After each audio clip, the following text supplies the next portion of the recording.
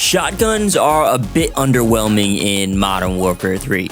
I would know, I just ranked them all from worst to best. That's why I was exhilarated when I saw what this week's aftermarket part is.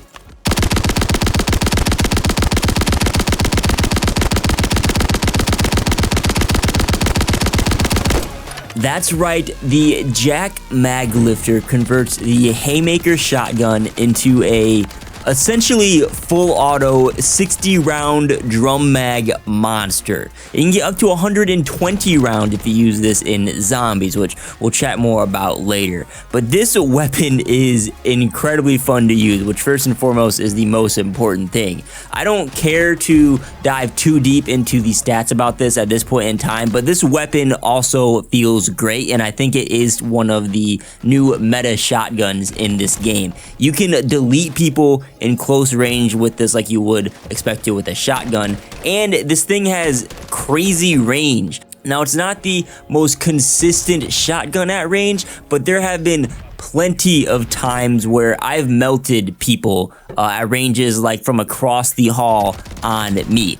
Just a quick little 2-tap while I'm ADS and the enemy is dead.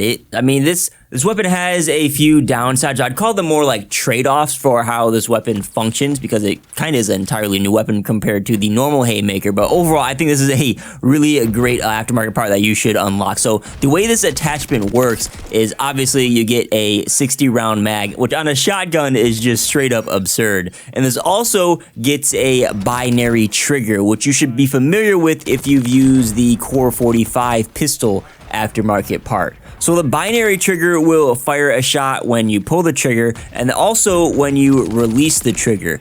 So it kind of doubles your fire rate in a way. And when you're spamming the trigger as fast as you can reach a fire rate of 480 rounds per minute.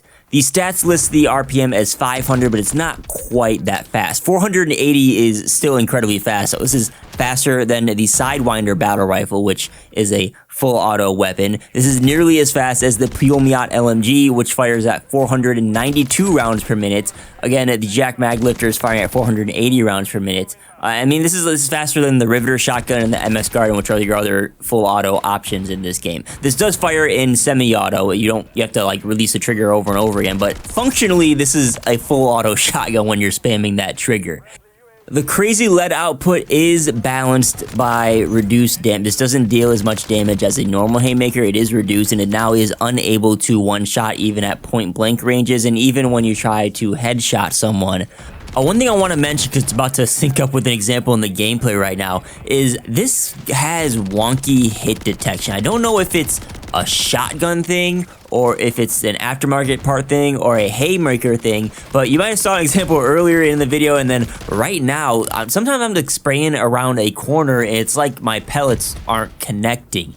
And it feels like if one of the pellets are blocked by a barrier that none of the pellets are going to hit. But definitely when I was trying to kill this guy, I know I was spraying some of the pellets at the barrel in front of me, but some of them especially were supposed to be hitting that guy and they just weren't hitting at all. And there were a couple examples when I'm like, especially in close quarters maps like this, where you're bobbing in and out of cover and the gun just feels a little bit wonky. So again, I don't know what exactly is causing that, but it's something that I've noticed. Now, back to the damage.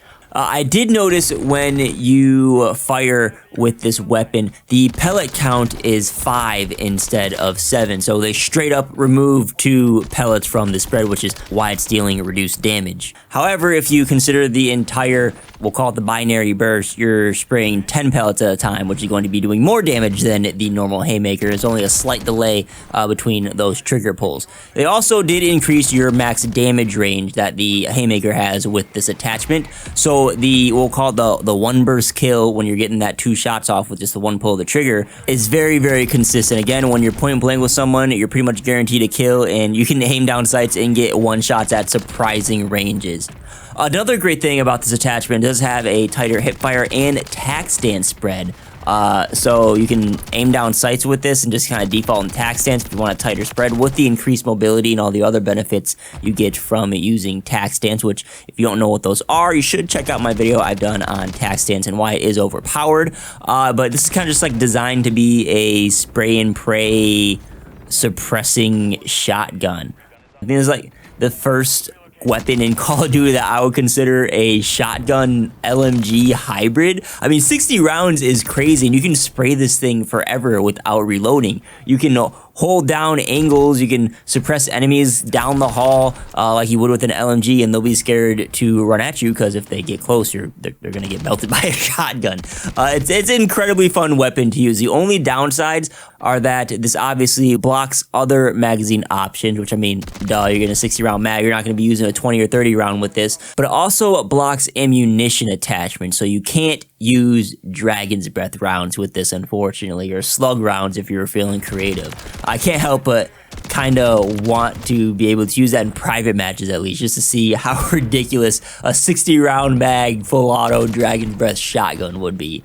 I feel like that'd be really fun to use, or that'd be really fun to use in like the horde point mode at least. I feel like it'd be cool if they let us use that. But now in zombies, I was hoping it would be just as fun to use in that mode, and it is to an extent. Normally, the Haymaker or the Maglifter functions exactly how I just explained it, but when you pack-a-punch it, you do increase the magazine count to 120, you get double the rounds, which is awesome. 120 round shotgun in zombies sounds like it'd be amazing.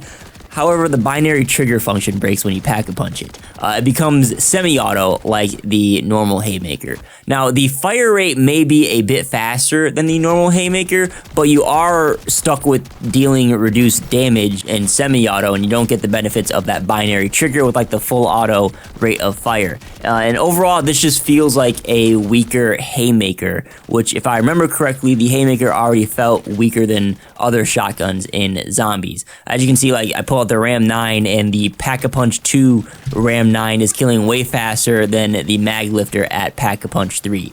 Now, I assume this is an oversight and is unintended, and I mean, right now it's just hard to gauge how useful this attachment will be in zombies. I hope they fix it because, again, 120 round drum mag shotgun sounds insanely fun to use in zombies, and it would be great to see if they gave us the option to use Dragon's Breath rounds in zombies. I mean, I think that would be pretty fair. Zombies is, you know, you're shooting AI, PvE zombies, you're not shooting enemy players. I think it'd be fun to have that option, just to have something completely absurd. But again, I highly recommend you unlock this and give it a try. I'm fairly confident it improves the, actually, yeah, I'm confident it improves the Haymaker. This just feels better than the normal Haymaker, especially at range. It's just simply fun to use. You feel like Rambo running around just mowing people down. So let me know what you think. Leave a comment. Have you used the Maglifter JAK kit yet? Or is this your first time seeing it? Do you want to unlock it? Let me know what your thoughts are in the comments. Hopefully you enjoyed this video. If you did, don't forget to tap that like button and get subscribed to the channel if you aren't already. Thank you so much for watching. My name is D, and I'll catch y'all on the next one.